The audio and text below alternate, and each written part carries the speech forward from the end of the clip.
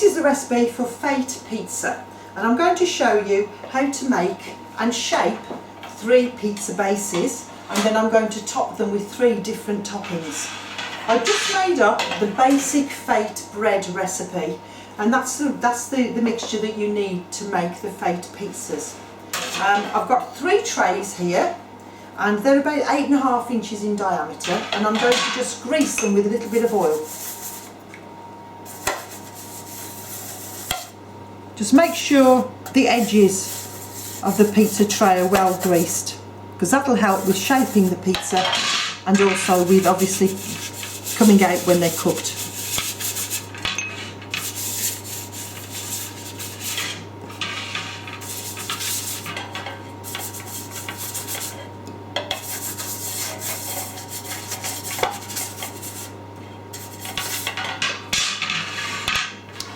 Now the mixture is nice and smooth and silky, and all I do, I don't wait, I just do it by eye. I just divide this mixture onto the 3 baking trays. I'll put a dollop on each, and then I'm going to even them up. A little bit on that one, I think. A bit more on this one.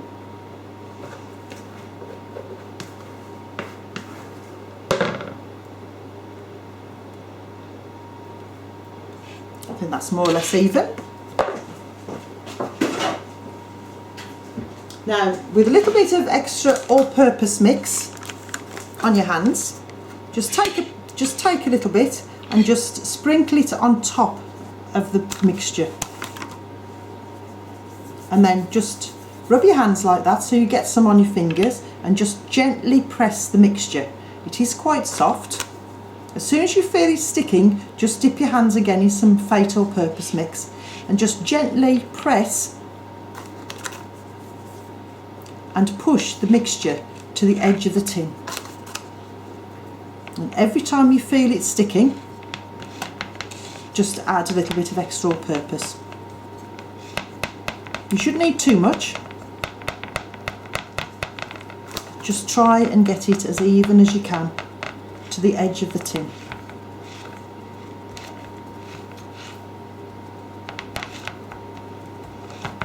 And then that's more or less to the edge. So what I'm going to do, I'm going to use the flat of my hand just to make it even, and you can actually feel where it's thicker than others, and just even it out. Simple as that. And what I normally do is I just go around the edge and just press it into the corner, just so it kind of makes a bevel in the base, and that's enough to just hold your filling nicely. That's one. The other one, exactly the same. A little bit of all-purpose mix, and just gently press it down and out to the sides. And as soon as you feel it sticking, it's starting to stick a little bit there, just add a little bit more all-purpose mix.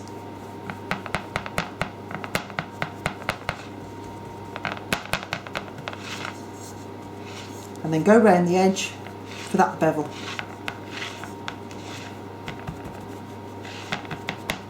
And make sure it's as even as you can. You don't need to take too much time with it, to be honest, but just as long as there's not really a great deal of difference in the thickness, just make it sort of more or less even. And that's the 3rd one shaped. Now they need to go into a warm place to prove, which just means so they rise a little bit. Now the best way to do that is to actually put them inside a large polythene bag. And I'm using a swing bin liner here. Just put one in. So you need 3 bags. Put it into the base, pull up the edges,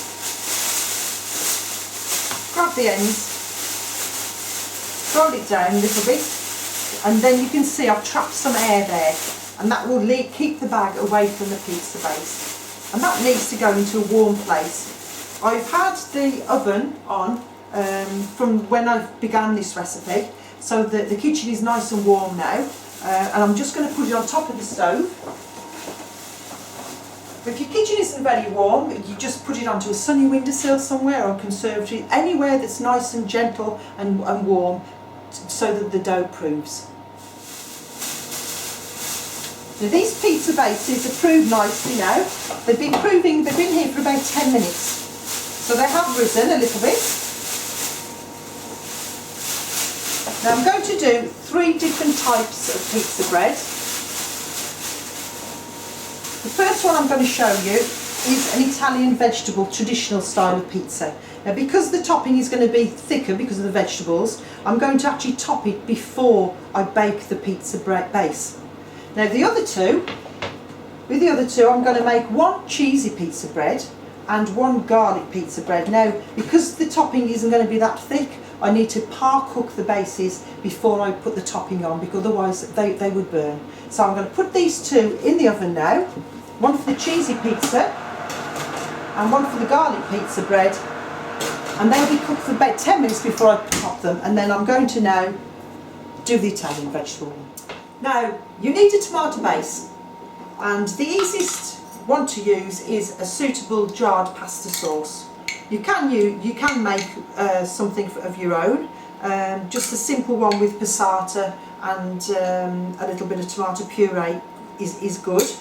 But if you get a suitable, one that's quite low in protein, out of a jar, it's much easier and much quicker. And then of course you can use the rest in other dishes. So I put quite a generous spreading of tomato.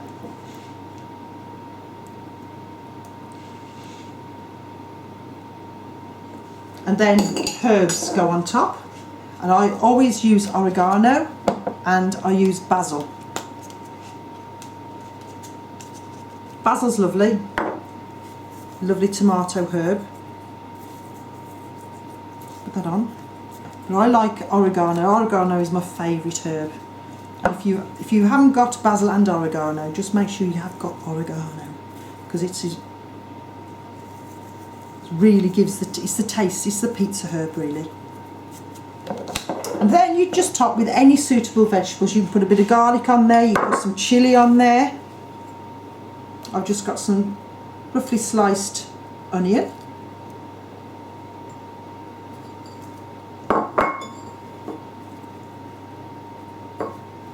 And then I've just got some green and red peppers, just cut into strips.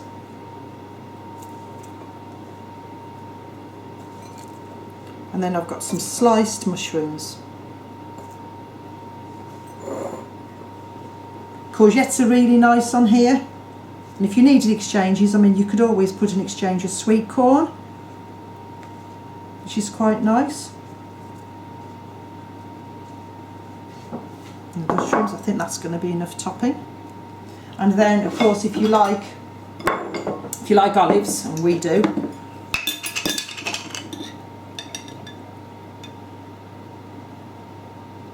just a handful of black olives before it goes in the oven. And this will probably take about 20 minutes to cook.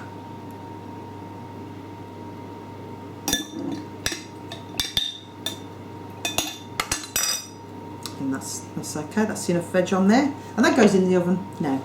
Now for the garlic bread, you need to make a bit of garlic butter. And so I'm going to take about 100 grams of soft tub butter. You're best to use butter, not margarine, because it will give it a nicer flavour. And then into that you need a couple or 3 chopped or grated cloves of garlic.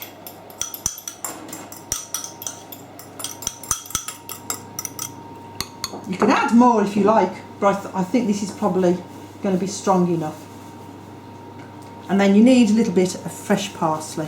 Try to use fresh parsley. You can, if you're desperate, use dried parsley, but fresh parsley has such a fantastic fresh flavour. And don't chop it too finely.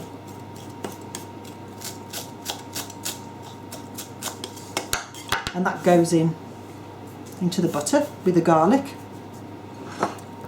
You don't need to season it, there'll be enough seasoning with the garlic. and usually there's a tiny bit of salt in the butter. Just gradually sort of mix it up. Use a fork. I find it better to use a fork.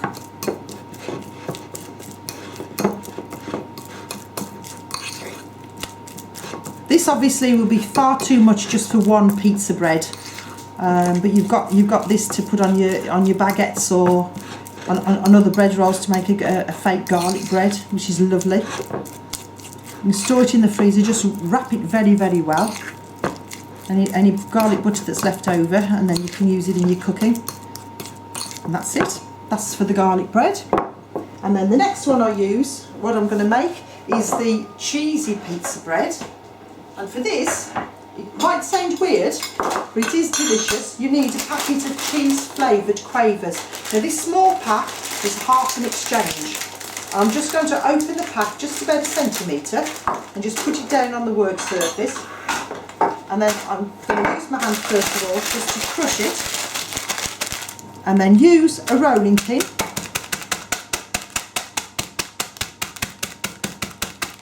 Just bang down and roll on the packet. And what you're aiming for is to crush those Quavers in there until they're powder. I think that should be okay.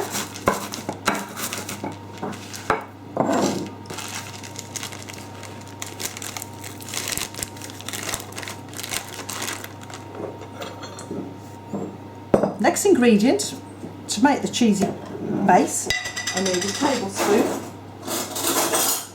because I'm going to mix it with 2 good tablespoons of light mayonnaise. Don't use the full fat mayonnaise because it'll be far too oily.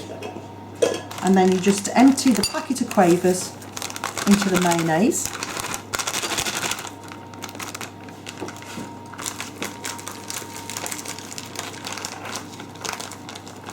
Just open the packet, because there is usually quite a few crumbs left in the packet. So I just get a knife. You don't want to waste any of this lovely flavour. And get all of that, all of those crumbs, those Quaver crumbs, cheesy flavoured, into the mayonnaise. And all you do is just gently give that a stir. You can actually put a little bit of garlic in there if you want, or a little bit of onion, spring onion, sliced spring onion would be nice. A bit of parsley or other herbs. But this is just the basic cheesy bread recipe. Make sure it all gets stirred round, mixed in, and that's ready for the pizza base now. I'm going to get them out of the oven. So I'm taking out these pizza bases, one for the cheesy one and the garlic one. As you can see, the edges have just started to brown.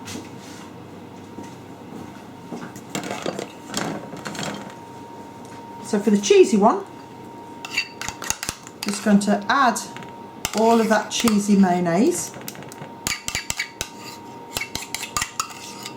and just use a knife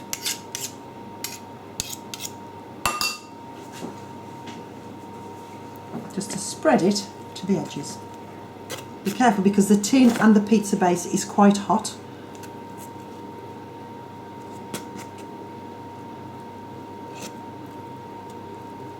Just make it as even as you can, it doesn't really matter.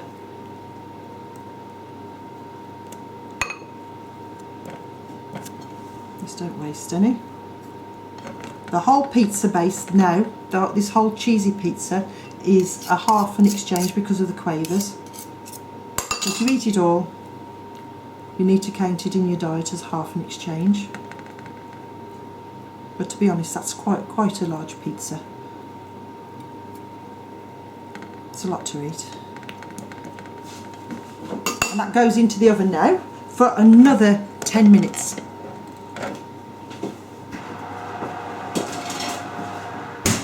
And the last one is the garlic pizza bread.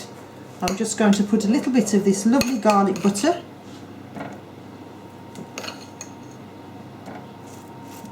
And be careful because it is still hot. You can see the garlic butter is melting straight away. And all you do really is just try and spread it as evenly as you can.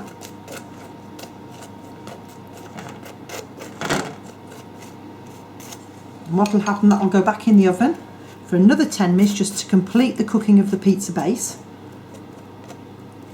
And all that garlic butter will have soaked in and give it a gorgeous flavour.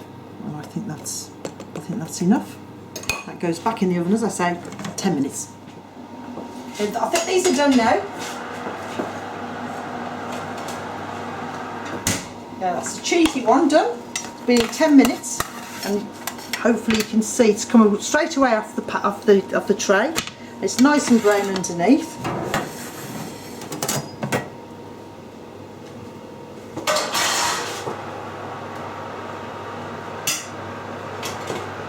We've got the vegetable one done.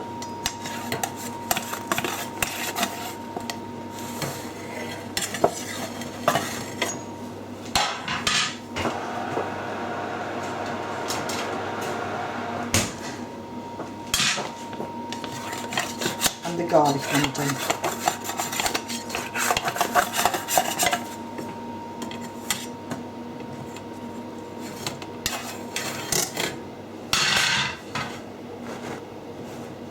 So we've got Fate Pizza, we've got Fate Cheezy Pizza Bread and Fate Garlic Pizza Bread. Absolutely delicious.